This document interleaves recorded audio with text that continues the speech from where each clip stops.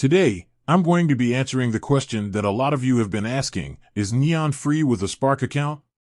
I know that a lot of people are interested in using Neon, but they're not sure if they can afford it. So, I wanted to take some time to clear up the confusion and let you know exactly what you need to know. Before I get into the details of whether or not Neon is free with a Spark account, let's take a quick look at what Neon is.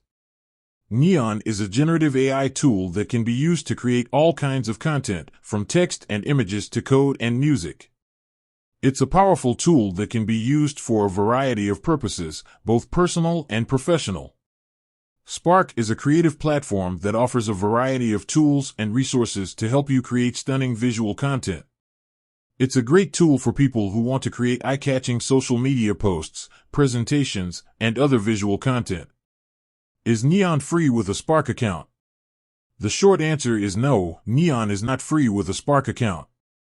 However, there is a free trial available that you can use to test out the tool and see if it's right for you.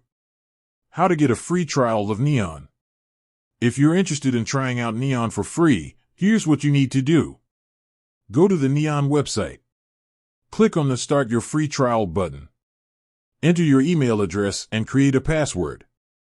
Once you've created your account, you'll be able to access the Neon platform and start using the tool. The cost of Neon. If you decide to continue using Neon after your free trial is over, you'll need to subscribe to one of the paid plans. The cost of a Neon subscription varies depending on the plan you choose and the number of users in your organization. Is Neon worth the cost?